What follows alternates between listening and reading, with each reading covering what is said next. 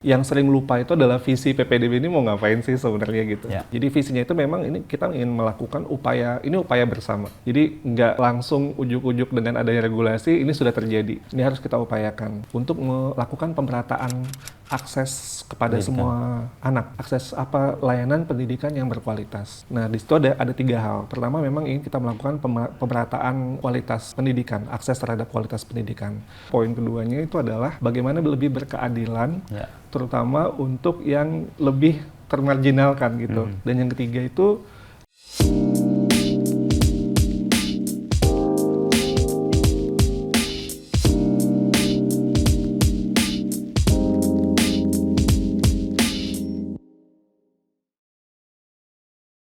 Ya, Mas Iwan punya concern dan passion benar dengan pendidikan itu ceritanya gimana? Kalau lihat dari S1, S2, S3 bahkan double degree itu semua di pendidikan. salah jurusan. Kok bisa? Emang Gimana dong? Direkara aja boleh saya jurusan. Gimana salah jurusannya? Salah jurusan dari sebenarnya saya tuh cita-cita salah satu pengen jadi guru di awal itu. Tapi kemudian nggak boleh oleh orang tua yang juga seorang guru ya. Jadi itu kayak agak ironi gitu. Orang tua guru tapi anaknya nggak boleh jadi guru. Nggak boleh jadi guru gitu. Nah, waktu dibilang seperti itu, saya mungkin nggak memikirkan gitu ya, menutup jalan, udahlah mungkin nggak jadi guru gitu. Saya dulu senang belajar bahasa sebenarnya. Bahasa. Ini terwarisi dari Bapak kayaknya. Bapak. Tapi saya pengen belajar bahasa Perancis, bahasa Jepang. Itu kuat banget waktu dulu. Terus ada, walaupun ayah bahasa Inggris tuh juga ada kayak tas isi pelajaran bahasa Jerman gitu. Jadi saya ulik-ulik itu, dengerin gitu, dan tertarik gitu. Nah, waktu mau masuk kuliah itu ditanya sama ayah mau apa. Saya bilang saya mau masuk kedokteran, padahal bohong. Karena jurusan saya biologi dulu kan, jadi kan logikanya. A2, ada 1, A2, dokteran. Tapi yang menjadi ini saya itu adalah jurusan yang memiliki kesempatan untuk belajar bahasa sebanyak-banyaknya. Nah, suatu ketika di sekolah saya itu ada yang senior datang. Dulu kan kita informasi terbatas, nggak ada internet kan, jadi mengandalkan dari cerita-cerita dan senior sekolah. Yang visit ke sekolah itu jadi reliable banget dibandingkan guru-guru kan. Nah, saya nunggu pertanyaan atau nunggu ada yang bisa cerita tentang bahasa. Nah, ada seorang senior tuh dari hubungan internasional di Pajajaran. Saya di Padang, saya dari SMA di Padang, kota Padang. Saya tanya, di hubungan internasional belajar bahasa apa? Oh, dia jawab bahasa Rusia, bahasa Mandarin, bahasa Jepang gitu. Wah, saya bilang keren banget gitu. Jadi saya kemudian memutuskan untuk ambil hubungan internasional. Alhamdulillah lulus. Nah, ketika lulus ternyata nyampe di Bandung, kaget. Ternyata itu bukan tentang bahasa. Hubungan internasional adalah tentang politik internasional. It's a school to be a diplomat. Itu jadi agak sedikit down juga di situ. Tapi saya ya udah menyelesaikan dengan baik supaya tidak sia-sia. Kita kan udah anak rantau jauh-jauh gitu. Nah, pada akhirnya di pertengahan saya tahun kedua kuliah pas tengah-tengah banget ya. Tengah-tengah banget. Ayah sakit. Dia sakit, dia harus masuk rumah sakit dan itu minimal sebulan waktu itu. Nah, ayah punya sekolah bahasa Inggris di Kota Padang dan itu salah satu yang rame di Kota Padang. Karena emergency, nggak ada yang bisa cari guru pengganti dengan cepat, saya diminta sama keluarga untuk jadi guru pengganti. Nah, ketika saya mulai jadi guru pengganti itu ibarat kayak Gatot Kaca yang ketemu panah. Oh iya, pertemuan itu ya. Iya, jadi saya ngerasa tuh kayak klik gitu ya. Saya kayak ngerasa nyaman mengerjakannya walaupun deg-degan, keringetan gitu ya. Tapi saya ngerasa senang dan saya merasa ini sesuatu yang saya bisa lakukan gitu. Nah, tapi saya waktu itu masih memikirkan mengimitasi apa yang Dilakukan ayah. dilakukan oleh ayah. Kan saya udah jadi sebelumnya tuh murid ayah tuh 12 tahun dari kelas 1 SD sampai kelas 12 di SMA, SMA, itu oke. literally saya belajar sama ayah saya. Nah, sesudah itu tak lama kemudian saya ikut program pertukaran pemuda ke Kanada, masih di tahun Waktu ketiga di saya di Unpad. Dan saya juga tanpa tadinya direncanakan di awal, itu ditempatkan di sebuah sekolah yang bilingual. Jadi ada bahasa pengantarnya bahasa Perancis dan bahasa Inggris Oke. di provinsi yang berbahasa Inggris. Nah, saya jadinya bersentuhan sama dunia Bahasa. sekolah.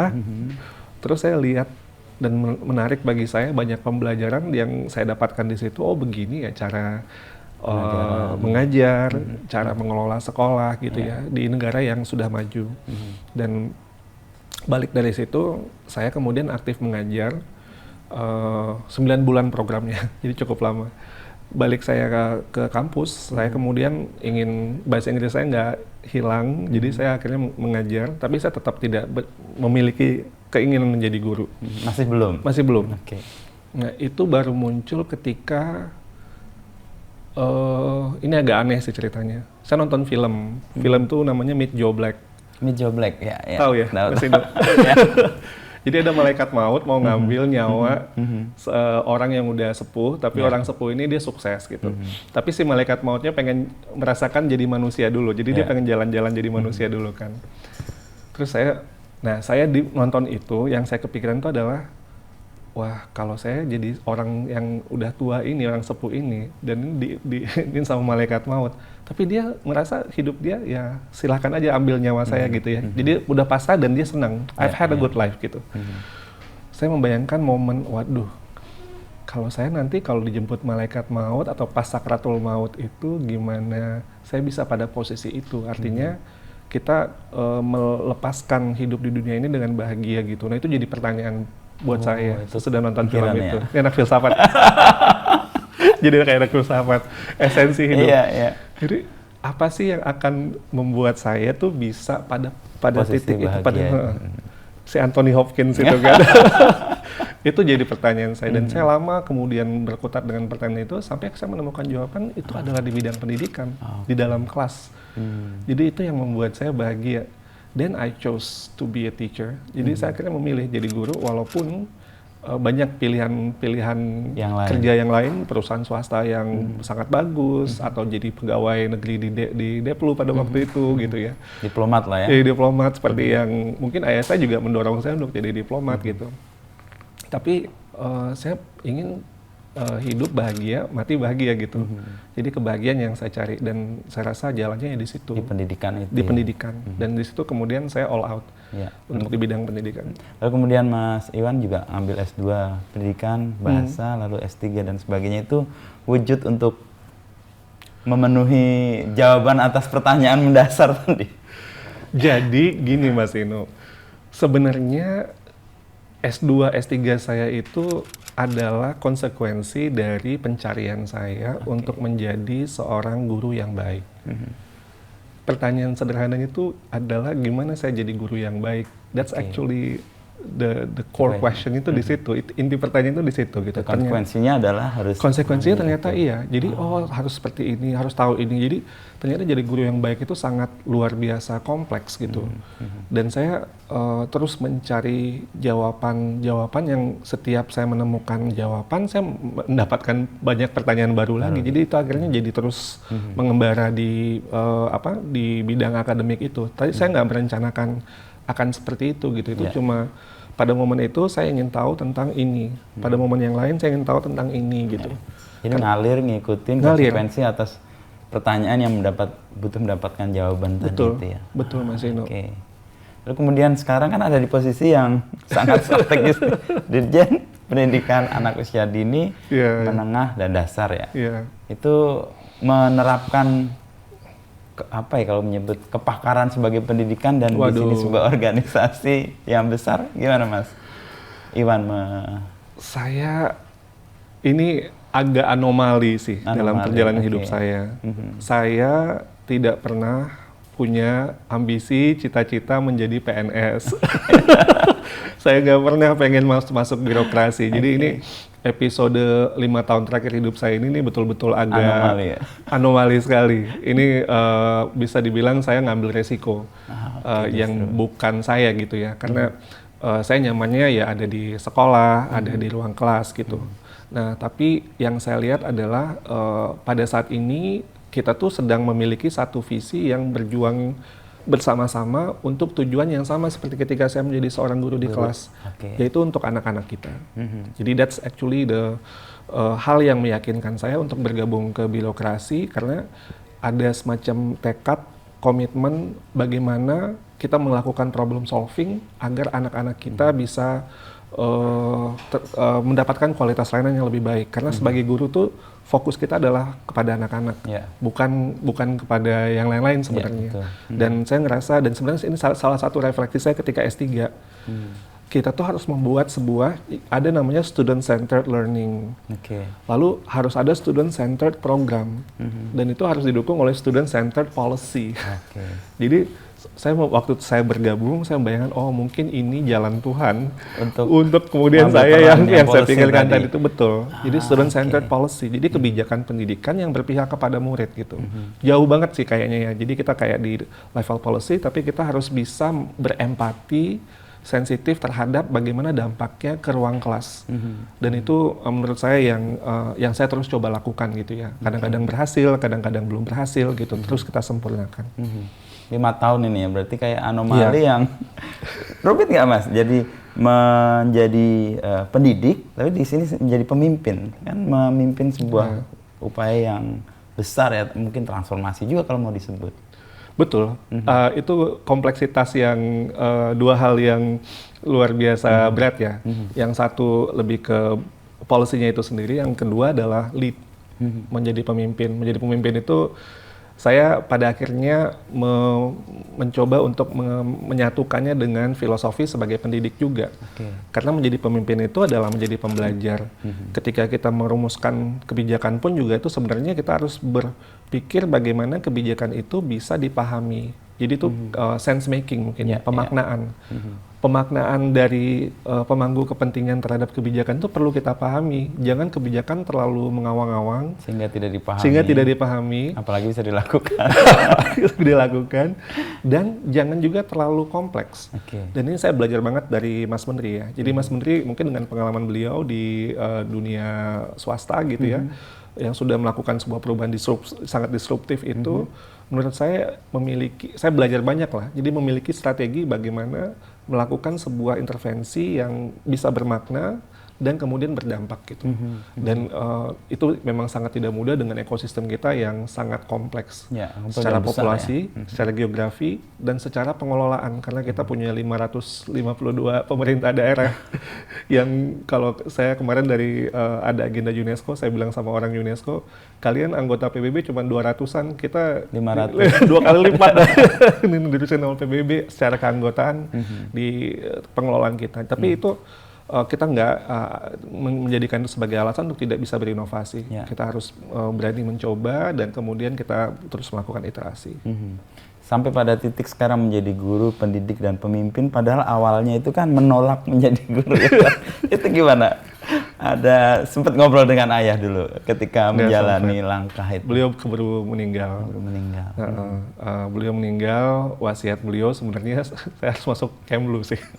Wasiatnya masuk Kemlu. Saya masuk Kemlu karena beliau melihat mungkin nggak tahu ya, yang beliau lihat potensi saya di Kementerian Luar Negeri itu bagus gitu. Tapi menurut saya ya tadi film Meet Joe Black tadi, Mas Inu, yang menurut saya lebih esensial ya. Kan yang penting itu adalah kita bahagia gitu. Dan bahagia itu ya tergantung dengan apa yang kita rasakan gitu ya. Yang jadi makna bagi kita, itu kan bisa berbeda-beda. Bagi sebagian orang itu adalah mungkin harta, bagi seorang itu adalah status.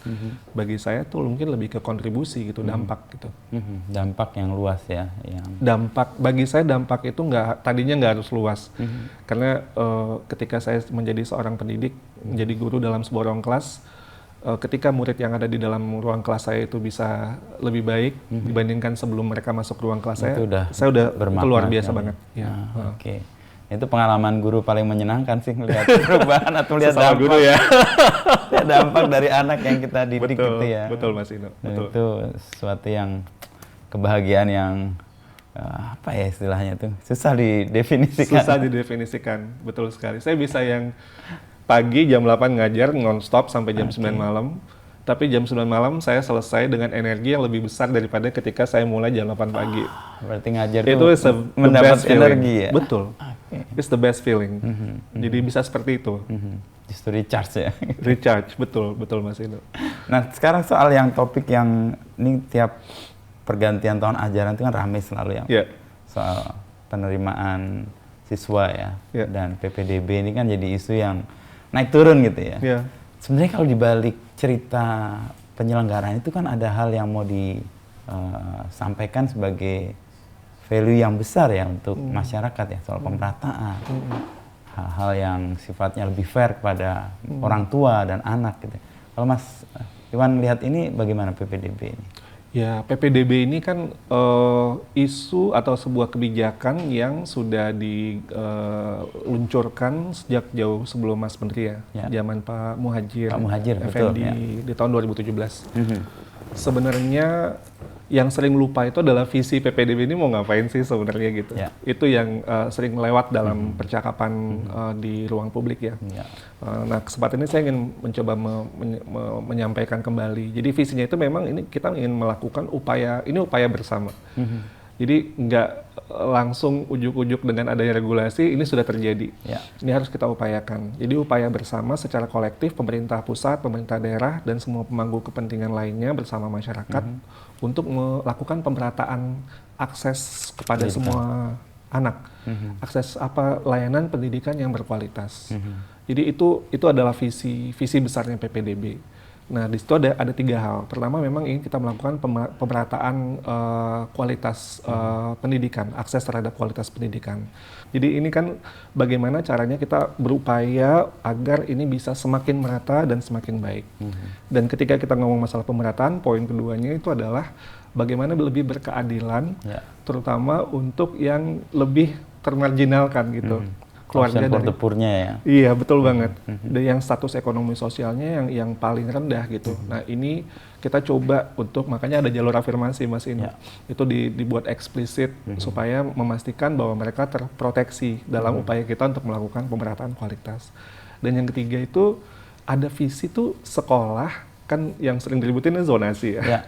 Sekolah itu menjadi sebuah bagian dari ekosistem masyarakat di mana dia berada. Jadi bukan sekolah menjadi terasing dari tempat masyarakat di mana ia berada gitu. Kalau kita lihat di berbagai negara, Jepang misalnya, itu bagian ya kayak RT RW lah ini mungkin dia. Jadi anak cuma jalan aja di sekitar itu. Jadi di masyarakatnya take care of each other gitu. Bahkan kemudian yang kita harapkan gotong royong untuk membangun seperti halnya membangun kampung RT RW-nya. Sekolah itu juga sama, itu ownership-nya dari masyarakat yang ada di sekitarnya itu. Sehingga itu menjadi bagian dari ketahanan sosial oleh lokasi, komunitas tempat dia berada, betul. Nah, juga ada pertanyaan, apakah nggak ada review nih kebijakan yang dari 2017 sampai sekarang? Jawabannya sudah gitu ya. Sebenarnya ini sudah berkali-kali kita lakukan penyempurnaan dan kita tiap tahun terus melakukan review dan kemudian ada hal-hal yang perlu kita sempurnakan akan kita sempurnakan terus. Jadi misalnya yang paling signifikan di awal sekali itu zonasi itu 90% loh Mas Ino. 90%. 90%. Bayangkan ya, itu yang pertama kali itu memang sangat ideal banget. Ditujukannya 90%, 5% yang hanya dialokasikan untuk prestasi dan 5% untuk perpindahan. Yang afirmasi masuk di?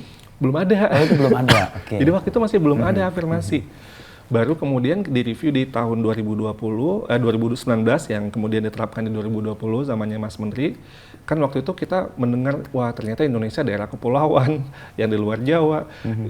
Ada kota yang di Jakarta mungkin atau di Jawa mungkin dianggap kota satu daratan, kalau di daerah Maluku sana bisa satu kota bisa 30 sekian pulau gitu. Jadi cara logika zonasinya itu berbeda-beda gitu. Kemudian sekarang kita kita potong itu hampir setengahnya. Jadi dari 90% jadi 50% zonasi. Minimum zonasi. Jadi silakan pemerintah daerah menyesuaikan dengan kondisi di daerah wilayah masing-masing. Ini justru keterbukaan untuk melihat keunikan daerah ya? Iya. Jadi disitulah pemerintah daerah bisa melakukan penyesuaian. Jadi semua masukan-masukan yang kita terima di awal di tahun 2019 tersebut itu silakan dilaksanakan gitu. Jadi yang daerahnya seperti apa, mungkin banyak sungai-sungai, mungkin banyak pulauan gitu, atau daerah yang sangat padat gitu, itu bisa silakan dilakukan penyesuaian.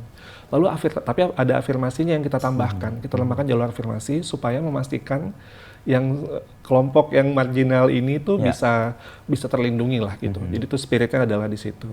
Dan kemudian ada jalur prestasi yang kemudian bisa karena zonasinya sudah 50%, itu bisa sampai 30% dilakukan oleh pemerintah daerah sebenarnya. Jadi ruangnya juga terbuka. Kan juga kita menerima masukan terkait dengan ini gimana nih ya anak-anak yang punya prestasi bagus gitu. Silahkan itu bisa dimanfaatkan. Bahkan juga ada prestasi yang juga non-akademik. Seperti seni budaya dan olahraga juga bisa masuk dalam kategori prestasi tersebut. Jadi sehingga membuka ruang fleksibilitas dan Pemda juga tergantung situasi sebaran sekolah di wilayahnya, sebaran demografinya, itu melakukan kustomisasi dan tidak ada yang sama. Dan memang itu semangatnya itu. Jadi memang harus turun ke lapangan melihat kondisinya. Jadi kayak di Jakarta ini misalnya Mas Inu ya, zonasi ini sama-sama 1 kilo nih jaraknya dari radiusnya. Jadi nggak bisa main radius, memang harus turun ke lapangan. Terus kemudian ini Jakarta rumahnya taruhlah bertingkat nih. Ini 1 kilo sama-sama 1 kilo ini sampai lantai berapa nih? Lantai 5 sama lantai 10 sama-sama 1 kilo kan kalau dilihat kilonya. Tapi di sini ada variasi ini. Kalau di daerah lain mungkin ini sekolahnya kalau ikut ke Pemdanya itu nyebrang sungai. Padahal ketika dia di dekat rumahnya nggak harus nyebrang sungai, tapi Pemdanya yang berbeda, ada sekolah yang lebih dekat gitu. Nah itu gimana mengaturnya itu kita sudah ada aturan-aturan yang membantu di regulasi sehingga ya itu bisa ada kebijakan khusus untuk itu. Dimana Pemda kalau saling berdekatan seperti itu bisa melakukan kerjasama sehingga masyarakat yang ada di daerah itu bisa terbantu.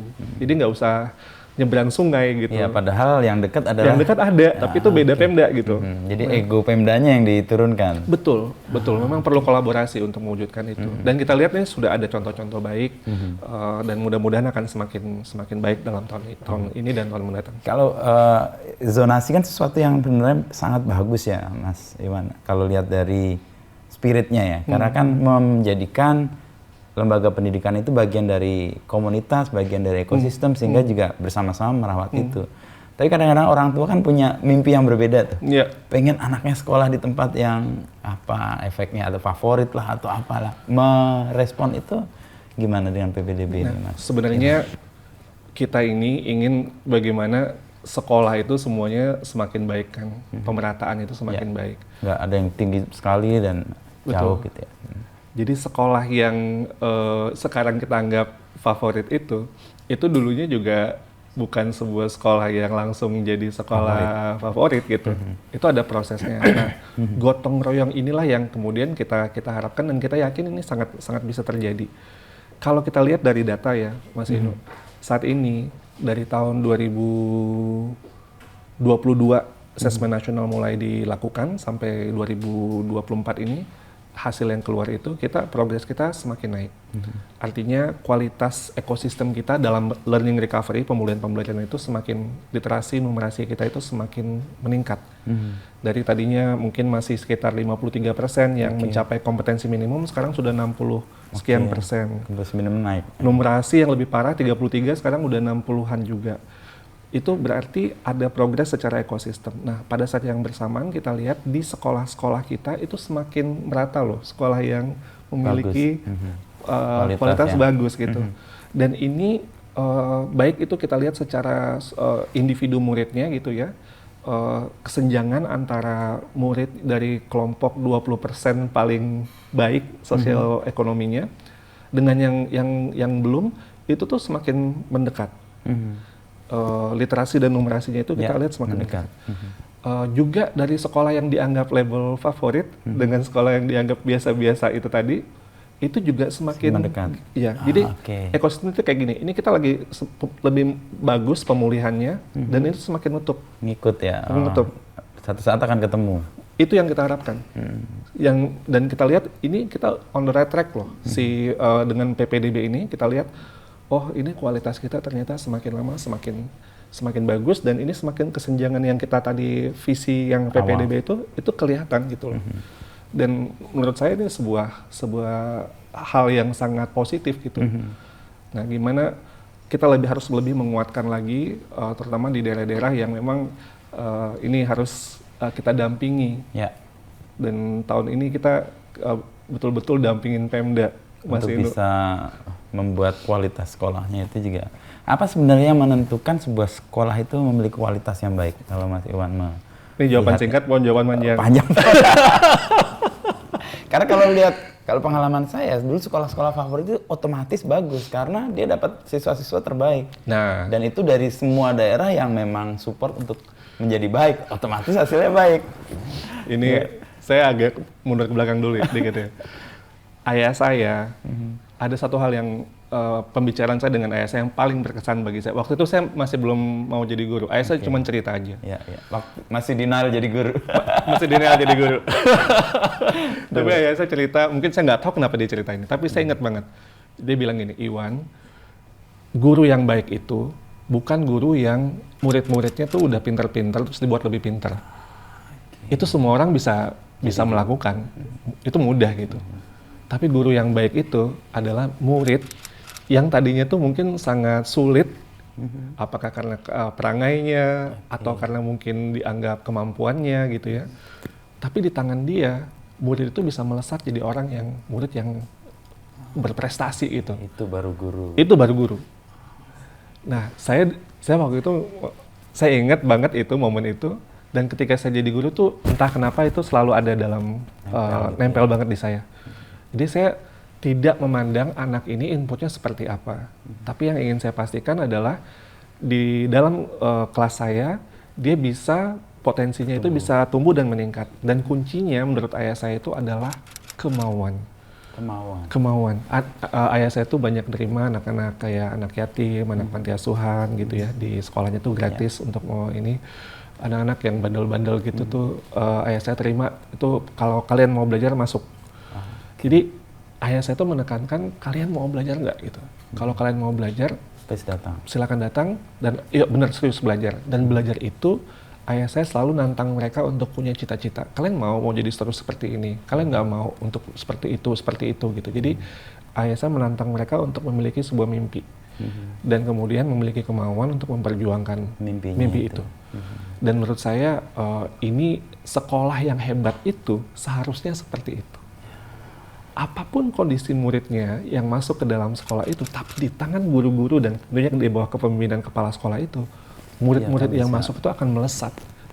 Dan kemudian mereka berkontribusi ketika nanti mereka lulus kepada masyarakat dan berdampak yang signifikan. Dan itu yang baru dinamakan sekolah yang bagus. Oke, berarti tantangannya kalau lihat dari insight-nya Mas Iwan, ini berarti kualitas gurunya harus ditingkatkan terlebih dahulu ya, untuk membantu setidaknya tadi murid-muridnya dari manapun atau statusnya seperti apapun, kalau kualitas gurunya dia mampu menaikkan kemampuan tumbuh anak-anak itu, dia akan berhasil. Iya, tapi ada lagi yang lebih cepat jawabannya. Apa Mas Iwan? Dan ini saya juga dapat cerita dari kepala daerah yang melakukannya, yaitu kepala sekolah. Kepala sekolah? Kuncinya di kepala sekolah. Oke. Jadi kepala sekolah itu signifikan mengangkat budaya sekolah dan akhirnya kualitas sekolah. Itu sebelum sebelum saya masuk ke dalam pemerintahan, itu sudah banyak studi-studi terkait itu juga. Peran kepala sekolah. Peran kepala sekolah pendidikan. Betul. Dan di kita di Merdeka Belajar itu yang namanya guru penggerak itu sebenarnya pelatihan untuk jadi kepala sekolah dan pengawas sekolah. Lulusan dari situ itu memiliki mindset yang berbeda untuk mengelola perubahan dengan aset-aset yang terbatas. Tapi mereka bisa menggerakkan dan mentransformasi sekolah menjadi sekolah yang bisa bersaing. Dan itu tadi saya cerita, Pemda kepala daerah cerita sama saya tanpa saya tanya tentang ini ya. Saya tanya, lalu Bapak melakukan apa atau Ibu melakukan apa? Mereka sering menjawab, kepala sekolahnya saya ganti. Jadi misalnya ada seorang kepala daerah di sebuah kota waktu itu, kabupaten, saya lupa. Ada 2 sekolah berdekatan, satu sekolah unggulan, satu sekolah non-unggulan. Terus ya udah jelas dong berlomba-lomba ke sekolah yang unggulan. Ya. Walaupun udah diterima di sekolah yang kan zonasi, kan berarti sama kira-kira sama dekatnya. Nggak mau udah diterima di sekolah yang B yang non-unggulan, pengen masuk ke unggulan. Terus akhirnya si kepala daerah mengganti kepala sekolah yang non-unggulan ini dengan lulusan dari guru penggerak tadi yang dianggap ini bisa mengangkat. Dalam waktu 2 tahun tuh sekolah itu sama-sama bahkan lebih heboh sekolah yang non-unggulan tadi. Dua-duanya sekarang jadi sekolah yang sama-sama favorit gitu. Nah, ada juga di cerita lagi tuh yang dengan kepala sekolah yang sangat transformatif cara berpikirnya itu, muridnya jadi nambah kan, maksudnya antusiasme orang tua sama murid tinggi ya. Banyak yang ke situ. Terus kepala sekolahnya ini kemudian membuka sekolah sesi pagi dan sesi siang. Dengan guru-gurunya tanpa maksudnya mengubah jumlah gurunya. Itu entah gimana dia bisa mengubah jumlah kelas ya. Itu idenya si kepala sekolah dan bisa menggerakkan si guru-guru di sekolah itu. Jadi banyak cerita-cerita seperti ini menurut saya, dan banyak lagi cerita lainnya yang bagaimana transformasi sekolah itu sangat-sangat bergantung oleh kepala sekolah. Gurunya bagus, gurunya hebat. Kalau kepala sekolahnya nggak terlalu progresif, itu biasanya akan mentok dan kadang-kadang bisa berseberangan sama kepala sekolahnya. Itu malah jadi korbannya muridnya juga kan? Korbannya jadi muridnya. Tapi kalau kepala sekolahnya ini bagus, walaupun guru-gurunya masih belum bagus, ini akan bisa ngangkat gitu loh. Dan itu yang kita lihat di lapangan. Karakter selain progresif, karakter apa yang dibutuhkan kepala sekolah yang mampu menarik atau membuat kualitas sekolah yang tadinya ya satu non-unggulan terus kemudian menjadi sama, dan ini kan harapannya tadi ya ketemu itu. Apa aja Mas Iwan? Ada, kalau saya nggak salah ada 5 hal ya. Satu, mindsetnya itu asset based thinking. Maksudnya dia tuh problem solver. Ketika ada masalah, dia akan mencoba memikirkan apa ya yang bisa saya lakukan dengan kondisi saya yang terbatas ini. Tidak ada rotan akar pun jadi, tapi saya akan cari solusinya. Nanti saya sempurnakan. Yang kedua adalah kolaboratif.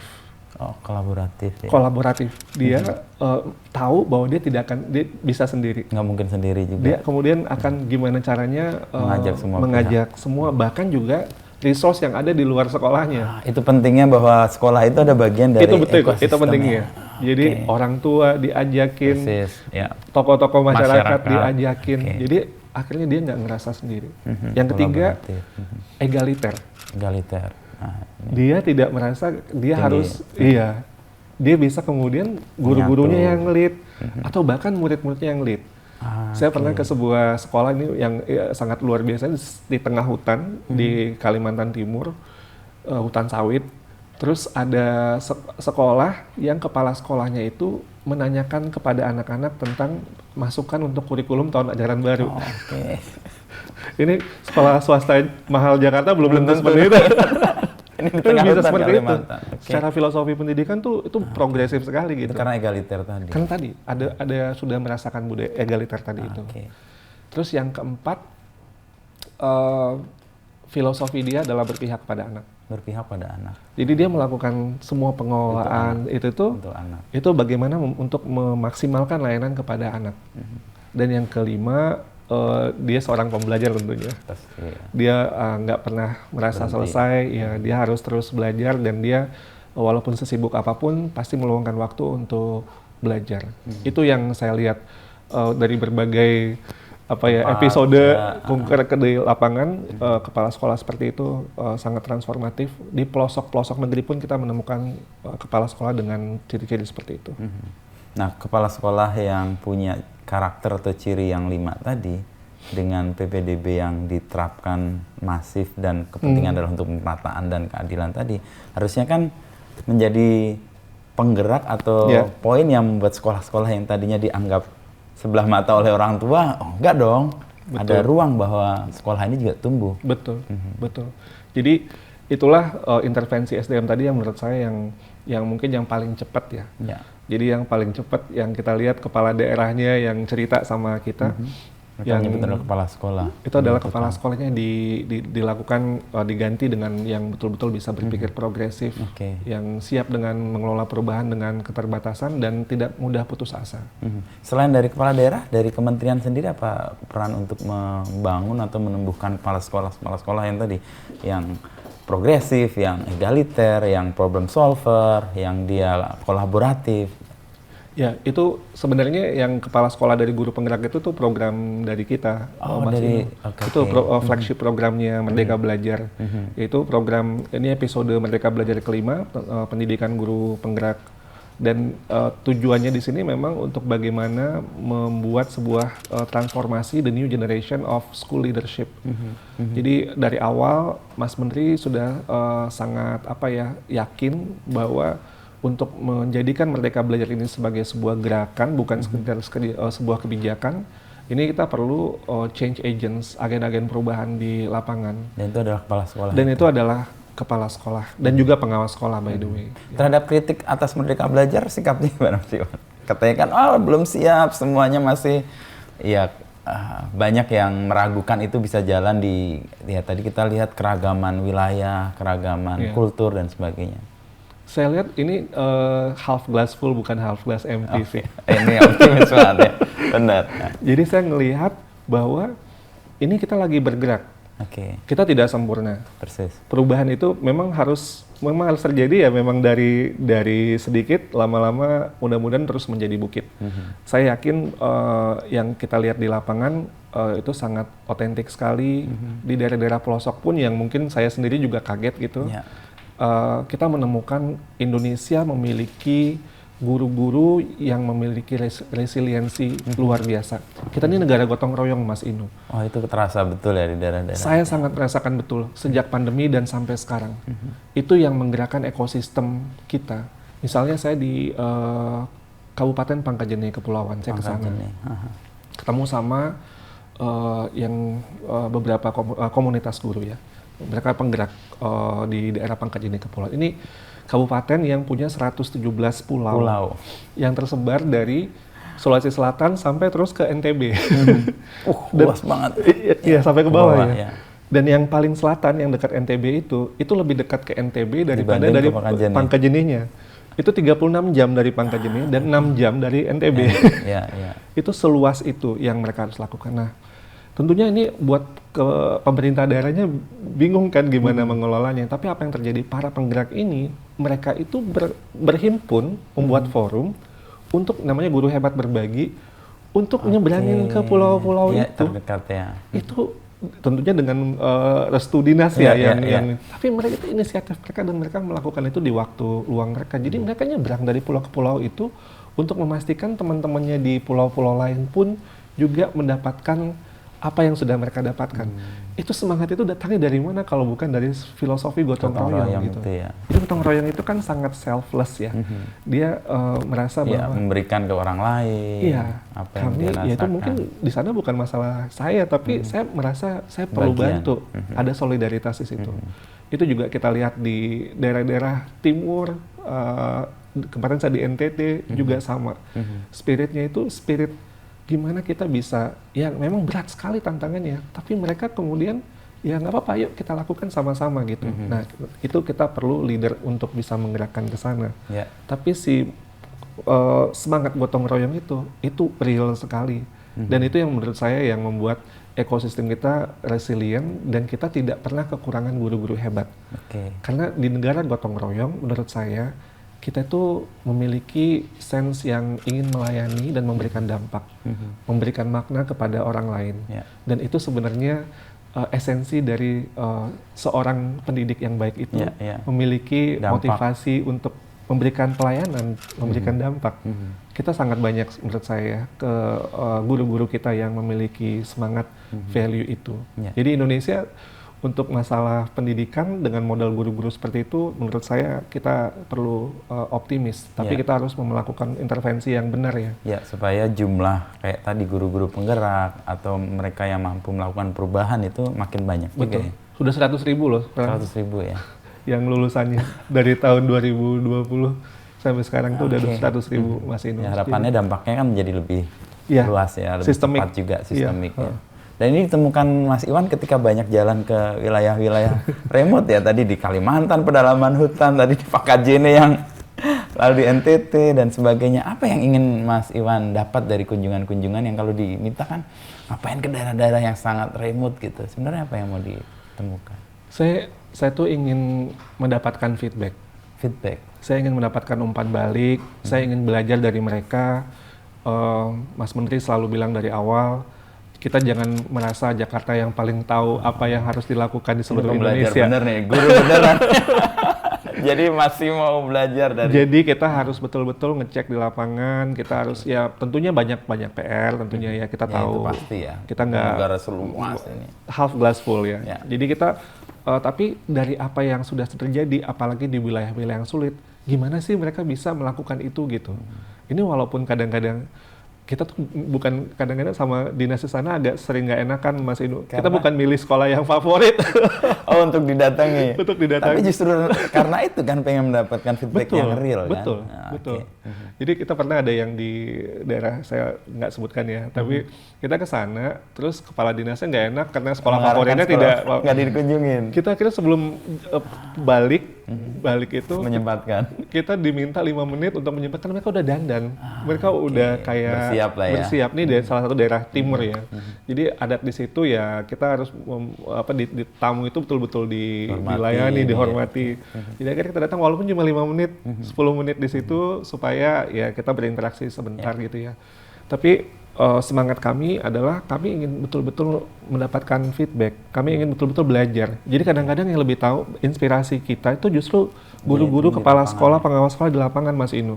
Apa yang mereka hadapi, lalu kemudian kita pikir, oh kalau untuk menggerakkan perubahan dengan kondisi seperti itu, ini yang perlu dikuatkan. Ini yang kemudian mereka jadikan acuan. Ini yang kemudian yang mereka butuhkan gitu.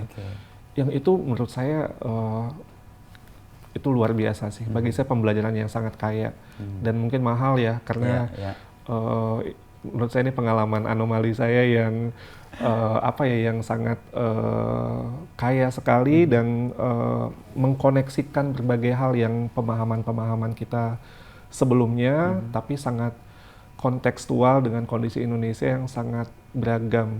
Saya sekarang punya catatan untuk tim saya, mudah-mudahan bisa kita wujudkan untuk memanage Pemda dengan kondisi daerah kepulauan itu berbeda dengan yang tidak punya kepulauan. Menurut saya itu cara berpikirnya itu sepertinya kita perlu dalami lebih betul karena memang luar biasa tantangan yang mereka hadapi. Tapi yang anehnya bagi saya ketika bertemu mereka merasa itu sudah biasa gitu Mas Inu.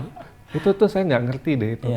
Mereka ini bahkan ibu-ibu yang tadi saya cerita di Kampang jadi kepulauan yang berbagi, yang naik kapal, smart gotong royong itu berbagi di berbagai pulau di Pangkajene Kepulauan tadi itu ibu-ibu yang saya pikir wow gitu. Kadang mungkin mereka juga nggak bisa berenang loh. Iya, tapi dengan keberaniannya mereka jalan. Karena mereka ingin memberikan dampak tadi. Jadi layanannya itu yang membuat saya ya sangat kagum sekali gitu tapi itulah Indonesia. Dan itulah guru-guru Indonesia gitu. Jadi mudah-mudahan kita bisa terus menjaga momentum ya Mas Iwan. Jadi momen ketemu titik-titik yang sangat berbeda itu buat Mas Iwan kepentingannya adalah untuk mengabstraksikannya dan membuat kerangka yang lebih besar untuk bahwa ini kita punya keragaman yang demikian banyak nih dan nggak bisa cuma dengan satu pola aja berarti ya. Betul. Setiap Pemda itu bahasa saya memiliki suasana kebatinan yang berbeda-beda. Saya membentuk tim di setiap provinsi itu yang bisa berinteraksi dengan setiap Pemda. Jadi bagaimana kita bisa membantu setiap Pemda dengan semua dinamika pendidikan yang mereka harus lakukan karena Pemda tuh kadang-kadang juga bingung mau mesti ngapain untuk masalah pendidikan. Jadi kita coba apa yang bisa kita bantu, tapi mereka juga punya kepala daerah yang punya visi misi, termasuk dalam konteks PPDB ini kita juga dampingi mereka. Jadi tahun ini setiap tim saya itu namanya ada tim wali wilayah. wali wilayah itu membantu Pemda untuk memastikan bahwa satu, mereka membuat juknis, Ya. menetapkan zonasi. Kadang-kadang sesimpel menetapkan zonasi itu ada yang nggak melakukan loh sebelumnya Mas Inu. Itu yang Karena bikin nggak- kisruh juga ya. Itu yang kemudian bikin kisruh juga. Terus bahwa ketika mereka membuat juknis dan menetapkan zonasi itu sesuai dengan regulasi Yang induknya yang Permendikbud punya dan turunan teknisnya. Dan itu pada saat ini saya bisa bilang 96% itu kondisinya sudah ready untuk melaksanakan PPDB. Ya. Yang 4% lagi juknisnya sedang dalam proses finalisasi. Itu dengan perwalian tadi itu. Iya, dengan perwalian itu kita dampingi mereka Per wilayah atau per per Pemda. Oke. 552 Mas Inu. 2. 2 kali lipat PBB. Iya betul. Nah soal keasikan atau apa ya istilahnya dapat insight dari daerah-daerah itu saya kemarin lihat Instagramnya Mas Iwan yang di NTT itu. Oh. Cerita tentang ini. Ini kan yang Mas Iwan ketemu dengan guru-guru iya. ini ya. Itu Ibu Tuti. Ibu Tuti ya sama Ini Ibu Tati. Ibu Tati dan Ibu Tuti mirip-mirip namanya di NTT. Iya, itu nggak sengaja. Nggak sengaja. Gimana nggak sengaja? Ibu Tati itu lebih senior, Ibu Tuti itu lebih muda. Jadi Sama-sama guru di wilayah sama-sama itu. guru di Kabupaten Sika. Ibu Tati ini menjadi idolanya Ibu Tuti gitu. Oh Ibu Tati, Ibu Tuti. Oke. Ibu Tati ini, jadi kita ngelihat Ibu Tati ini mengelola sekolah, Ibu Tuti juga sama. Ibu Tuti mengelola sekolah baru sama sekali, itu yang baru 2 tahun sekolahnya. Ibu Tati sekolahnya Sudah lebih lama. tapi sangat penuh keterbatasan. Tapi mereka adalah para pendidik yang menjadi rujukan di daerah itu. Oke. Dan kemudian saya ingin berbincang-bincang dengan mereka apa sih yang bayangan mereka tentang bagaimana melakukan transformasi sekolah menjadi sekolah yang dicita-citakan gitu. Dan Ibu Tati itu ada satu hal yang menarik nih yang senior ya, Bu Tati. Dia bilang gini sama saya nggak takut sama pengawas sekolah, tapi saya takut sama siswa. Itu yang Itu nilainya dia. dia student center berarti ya atau Sangat student center. Itu kalimat yang sangat menohok bagi saya. Dan itu sejak dia jadi guru. Waktu dia jadi guru, dia bilang, saya tidak takut sama kepala Pengawas, sekolah, wali dan saya tidak takut sama kepala sekolah, tapi saya takut sama siswa. Jadi dia tidak berani untuk masuk dalam kelas jika dia tidak merasa layak untuk berdiri di depan kelas itu. Artinya dia melakukan persiapan dengan baik dan dia bisa mengelola kelas itu dengan baik. Itu menurut saya sebuah nilai yang dalam sekali dari beliau. Dan itu memang dasar kan sebenarnya seorang Nggak guru takut kan. sama dinas, siswa. Kalau media mirip-mirip Mas Iwan. Apa? Kita tuh nggak takut sama pendiri, nggak takut sama pemilu, kami takut sama audiens. Oh gitu, betul, Iya. betul kan? Karena yang kami layani Yang sebenarnya dilayani, audiens. betul, Kalau audiens pergi kan ya kita selesai juga. betul. Klien kita utama adalah Persis. Itu sebenarnya mirip-mirip ininya. Betul. Tapi kesadaran itu hebat juga dari Iya. Sika ya. Karena itu langka dalam ekosistem guru-guru kita atau pendidik kita. Karena mungkin selama puluhan tahun itu mindset kita tuh lebih ke pegawai, Ya, birokrasi, PNS, segala administrasi. macam. Ini sesuatu yang Ini berbeda. seorang profesional yang Mas Inu sampaikan tadi juga dalam konteks di media. Jurnalistik ya. Jurnalistik itu adalah visi seorang profesional. Dan sebenarnya spirit kita dengan Undang-Undang Guru dan Dosen kan mengembalikan marwah guru sebagai seorang profesional gitu. Dan ibu ini yang mungkin sebentar lagi mau pensiun tadi, dia sejak awal itu megang nilai itu. Dan itu kalimat yang menurut saya Nonjok sederhana gitu. tapi menohok sekali.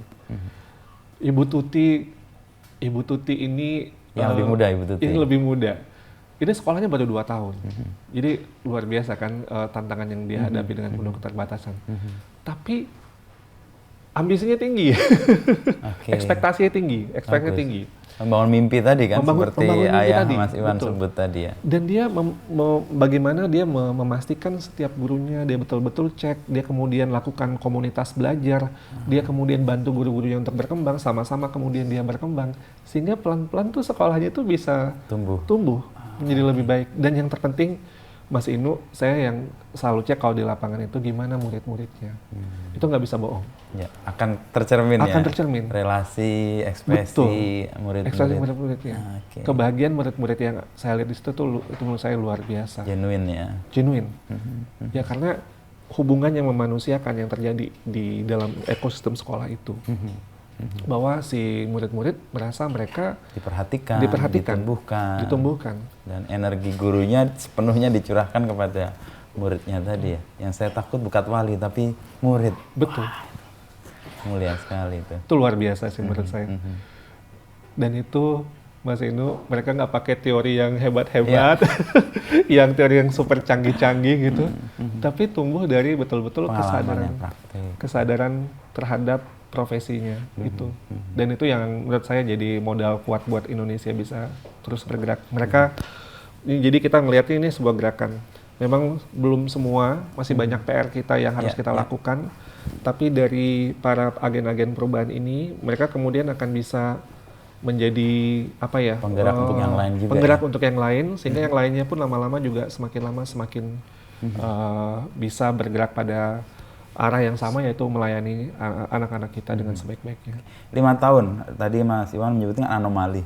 Tapi 5 tahun ini juga banyak sekali hal yang mengembangkan. Buat Mas Iwan sendiri kan, kalau tadi karakter guru kan dia juga mau belajar juga ya. Apa yang Mas Iwan pelajari selama 5 tahun ini, dan ke depan kira-kira pendidikan Indonesia tuh akan bagaimana perlu dikembangkannya lebih lanjut? Ada beberapa lessons learned ya Mas Inu.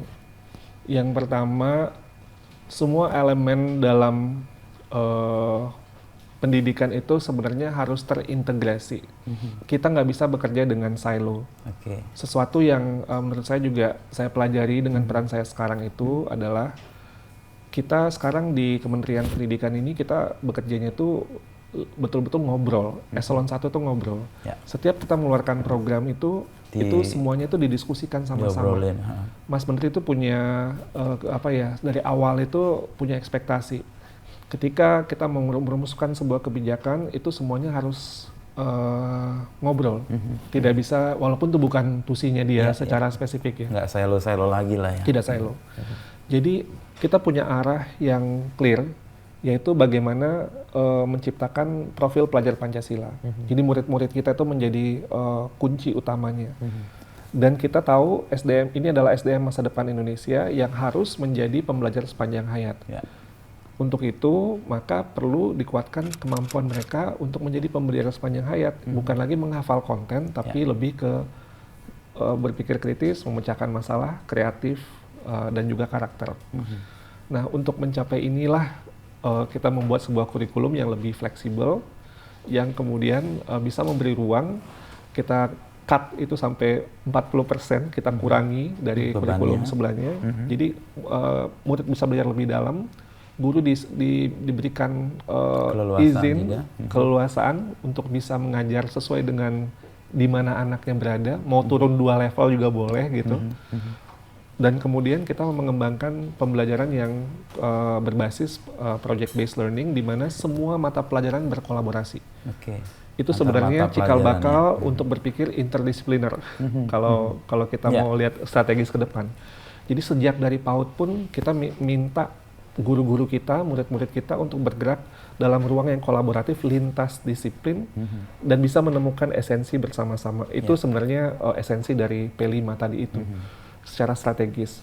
Nah, kita kemudian punya indikator lah, temperature check tercapai gitu ya. Dengan adanya asesmen nasional. Asesmen nasional ngelihat apakah kita on the right track apa enggak. Dan kita mengeluarkan data itu di rapor pendidikan. Yang mungkin sangat ramah sekali, datanya mungkin sangat banyak sekali, tapi di user, di platform itu untuk kepala sekolah, guru, dan juga untuk pemerintah daerah, itu data-data itu disajikan dengan sangat friendly, sangat mudah sekali untuk dipahami, sehingga bisa dilakukan sebuah tindak lanjut, perencanaan, dan penganggaran yang lebih tepat. Jadi uang yang mungkin tidak banyak itu, bisa digunakan untuk hal yang betul-betul penting, yang harus segera diintervensi untuk meningkatkan kualitas layanan. Jadi ini semua simpul itu tuh jadi bekerja secara satu satu nafas. Iya. Jadi Satu nggak semangat gitu satu ya. semangat, satu visi. Dan kita mendorong kolaborasi berbagai ekosistem, berbagai mitra untuk bergerak pada arah yang sama gitu.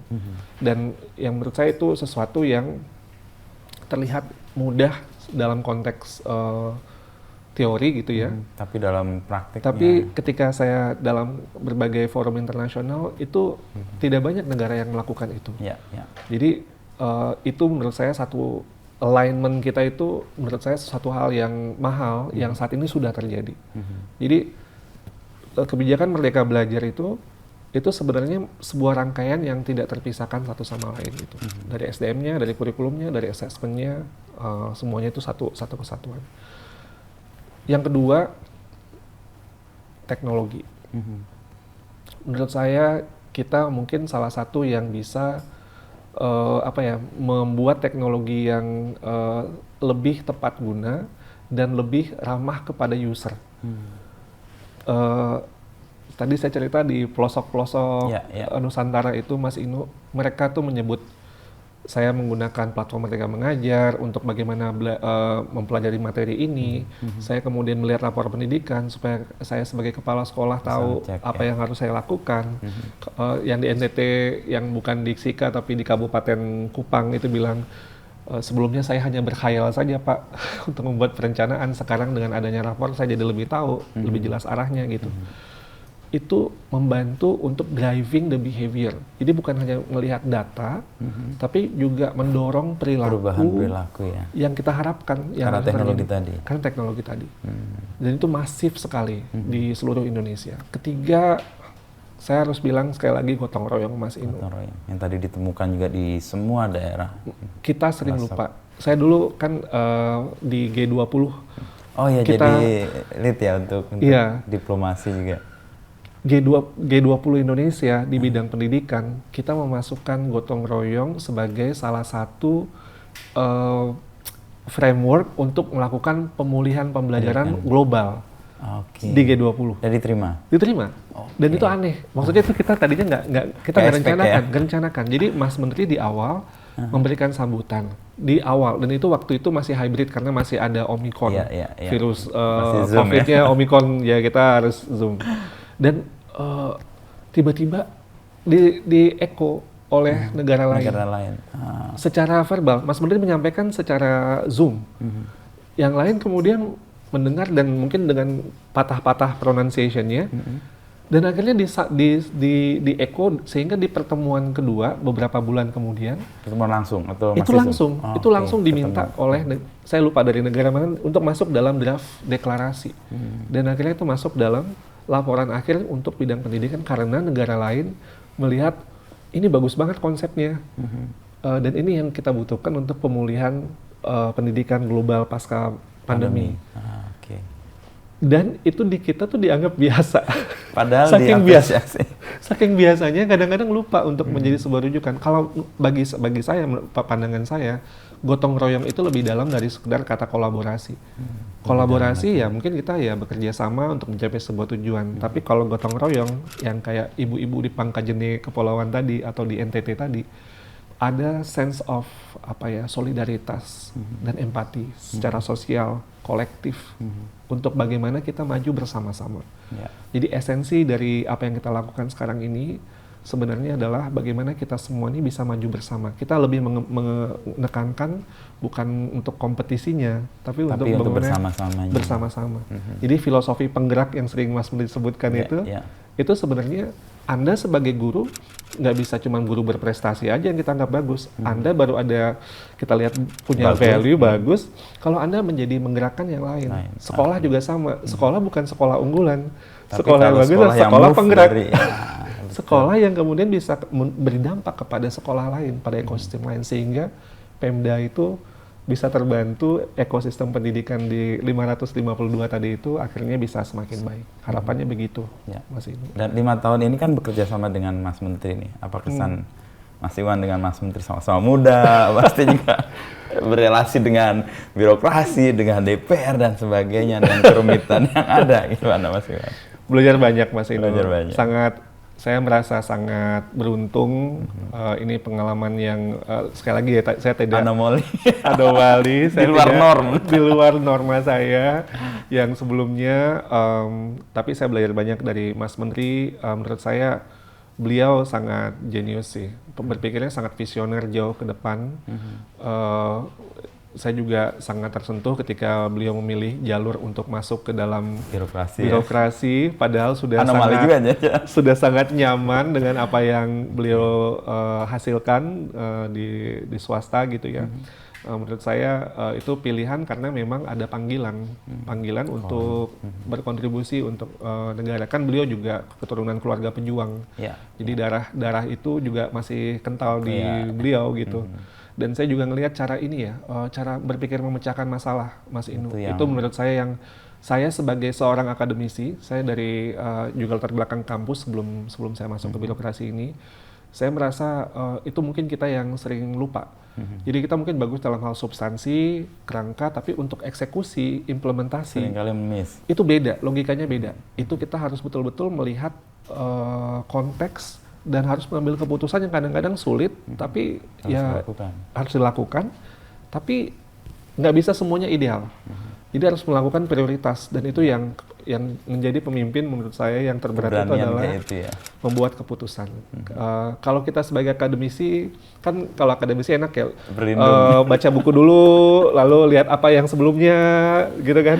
Terus nanti pilih datanya, ambil data, lalu kemudian pelajari data, lalu kemudian itu kan lama waktunya untuk sambil kesimpulan pun juga nanti kan. Tapi nanti rekomendasi untuk dilanjutkan gitu. Nggak bisa. Kalau kita sebagai leader, dan saya tuh harus berpindah mindset ya, cara berpikirnya kita harus bisa fokus kepada eksekusi apa yang terpenting, apa yang menjadi prioritas, dan juga untuk mengembangkan tim. Itu juga saya juga belajar dengan peran ini. Itu mungkin mirip dengan di pendidikan gitu ya. Filosofinya adalah belajar. Kita harus tumbuh bersama-sama, tapi dalam konteks di organisasi ya, bagaimana tim juga bisa semakin baik untuk bisa menjalankan peran dalam hal ini untuk memberikan pelayanan yang semakin baik kepada masyarakat sehingga memberikan dampak. Saya ingin tim saya itu tidak hanya bekerja untuk mencari nafkah, tapi bekerja juga untuk mencari berkah. Wah, ini dia. Jadi kita dapat nafkah, tapi kalau nafkahnya nggak ada berkah, berarti itu sia-sia. Harus ada berkah yang kita dapatkan dari apa yang kerja keras kita semua.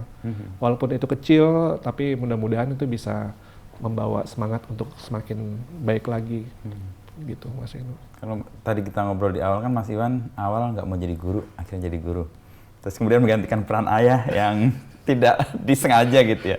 Lalu ada Meet Joe Black yang mengubah cara berpikir dan kemudian menekuni pendidikan ini. Dan tadi Mas Iwan juga menyebut sesuatu ya, nafkah tapi juga harus berkah. Nah, ini pertanyaan lebih dalam nih, agak-agak filosofis. Kalau definisi kebahagiaan Mas Iwan itu apa? Bahagia itu bagaimana? Bahagia. Kalau konkretnya dalam profesi saya, bahagia gitu ya murid-murid bahagia. Pendidik bahagia adalah ketika murid-murid bahagia. Dampak terbesar itu yang kita lakukan di pendidikan itu adalah untuk murid-murid. Kalau bahagia secara personal ya orang-orang yang saya sayangi itu ya merasa saya itu ada membawa dampak bagi mereka gitu, membahagiakan mereka gitu. Jadi itu mungkin keluarga ya. Kalau tadi di dalam film Meet Joe Black, saya membayangkan kalau misalnya meninggal gitu, kata-kata you're a good father.